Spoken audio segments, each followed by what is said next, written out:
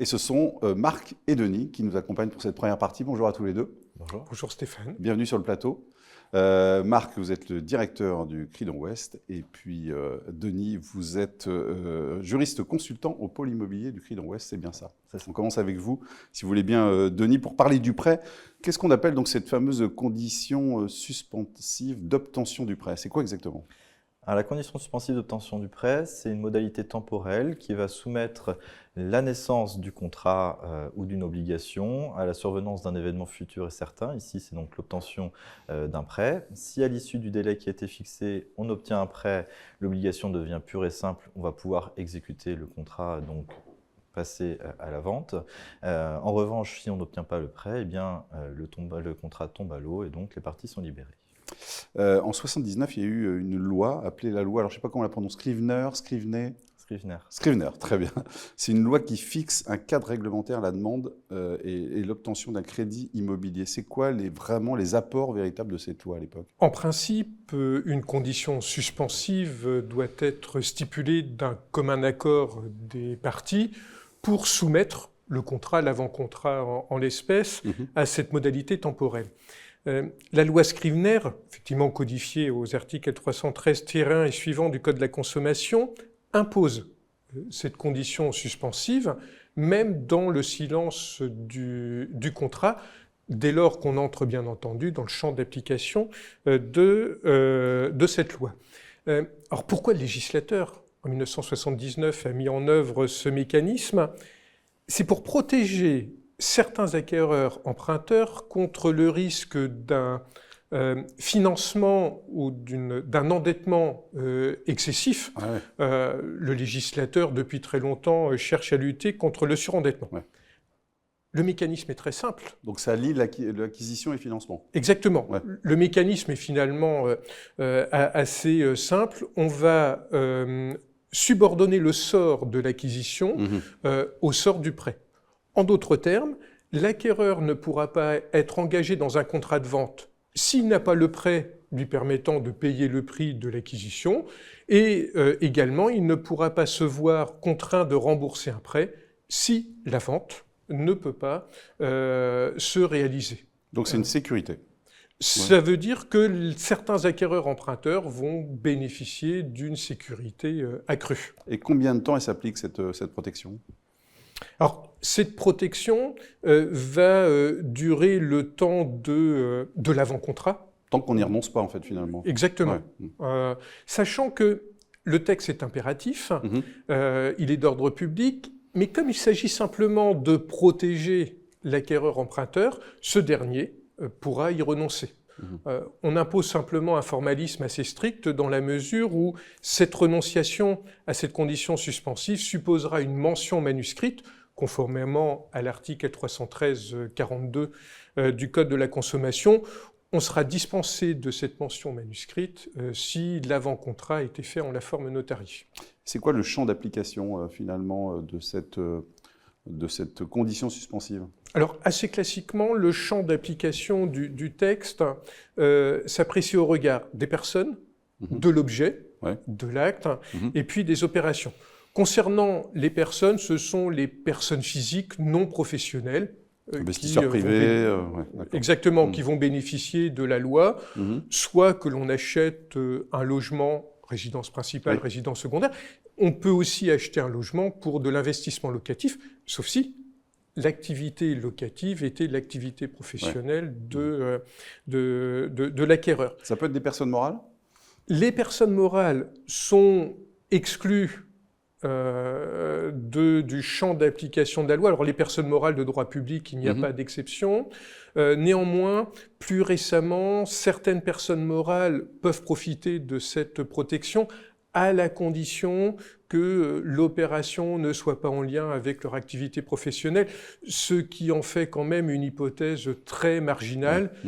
Et puis si on prend l'exemple des sociétés civiles immobilières, dès lors que l'objet social de ces sociétés mentionne l'acquisition de biens immobiliers, elles échappent de toute façon à cette protection de la loi Scrivener. Et pour le prêteur alors? Alors pour le prêteur, il va s'agir des professionnels, des prêts consentis par des personnes agissant dans leur activité commerciale ou professionnelle, les banques, les établissements financiers, les organismes de crédit.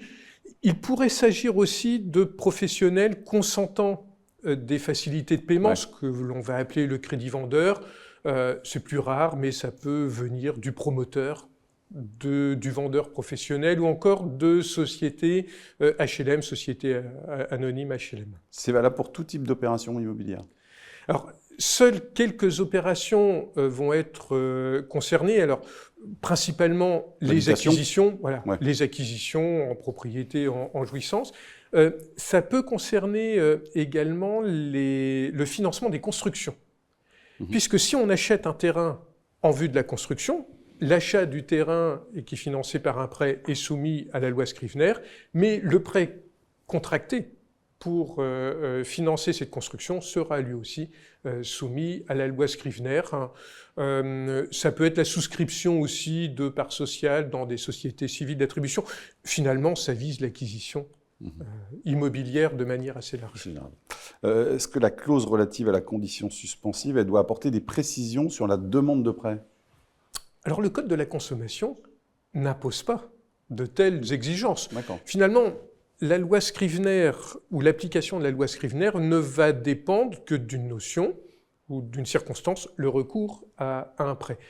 La Cour de cassation, d'ailleurs, avait confirmé cette analyse dans un avis rendu en 1998 et relevant que le législateur n'avait imposé aucune exigence en la matière, mais, et les notaires le pratiquent depuis longtemps, il est fortement conseillé de préciser les caractéristiques du prêt, le montant, la durée, le taux, car cela permet de contraindre l'acquéreur, puisque ce dernier sera obligé de solliciter un financement correspondant à ces caractéristiques. Est-ce qu'on peut imposer à l'acquéreur emprunteur de déposer plusieurs demandes de prêt ? Or, question épineuse et presque quotidienne au Cridon Ouest. La Cour de cassation fait en la matière application du principe de liberté contractuelle. Les parties peuvent prévoir que l'acquéreur sera contraint de solliciter plusieurs financements. La Cour de cassation l'a affirmé en 1998, mais dans le silence du contrat, le vendeur ne pourra pas exiger de l'acquéreur de produire 2 refus de prêt. Là aussi, une décision en 1999 avait rappelé ce principe qui est assez évident. Ce qui montre d'ailleurs toute l'importance qui s'attache à la rédaction de la condition suspensive, mais je crois qu'on aura l'occasion de revenir plus tard sur cette question du nombre de refus de prêt qui doivent être produits. Denis, à partir de quel moment on peut considérer que la condition suspensive est accomplie ? La notion d'obtention de prêt, elle n'a pas été définie par le législateur, donc c'est la jurisprudence qui est venue poser les bases de ce qu'on devait entendre par obtention de prêt. Il faut retenir 3 critères. Il faut évidemment que l'offre corresponde aux critères qui ont été posés par la condition suspensive, donc sur le montant, sur le taux, la durée, etc. Il faut que ce soit ferme et sans réserve. Donc il faut vraiment retenir ces 3 critères pour considérer qu'on a obtenu son prêt, donc réalisé la condition suspensive. À l'inverse, à quel moment on peut considérer qu'elle a défailli ? Alors, il y a plusieurs hypothèses ici qui correspondent à cette défaillance.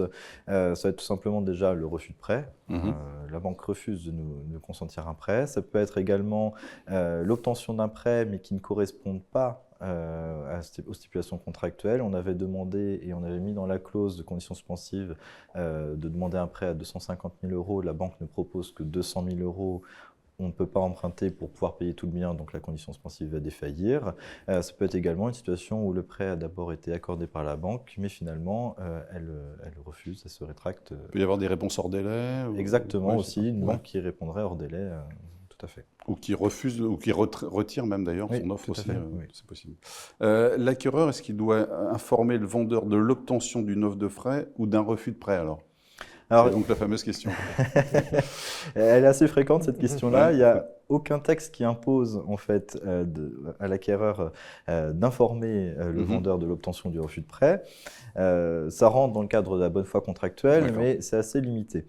Donc on ne peut pas sanctionner un acquéreur emprunteur qui n'a pas informé ou qui n'a pas informé rapidement le vendeur qu'il a obtenu ou qu'il n'a pas obtenu son prêt. Pour lui imposer une telle obligation, il va falloir stipuler explicitement une clause dans l'avant-contrat. Ça, c'est licite. Tout à fait. Ouais, c'est licite. Est-ce qu'on peut renoncer à la condition suspensive?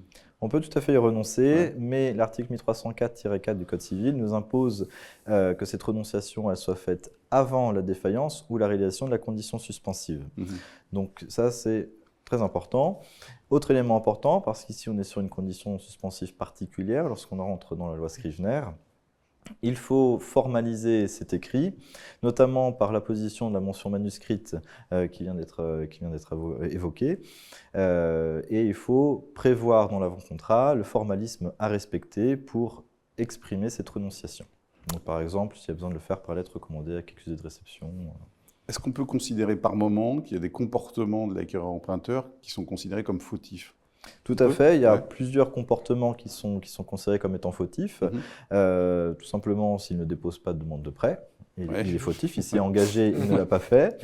Il le fait trop tard. Oui, il le fait trop tard. La Cour de cassation a pu préciser qu'une demande faite la veille de la date butoir, c'était effectivement tardif. Ne pas mettre toutes les pièces, par exemple. Exactement. S'il n'est pas diligent, la banque lui demande des pièces complémentaires, il ne les transmet pas. Dans ce cas-là, il va être fautif parce que ça va être de sa faute qu'il n'a pas obtenu le prêt.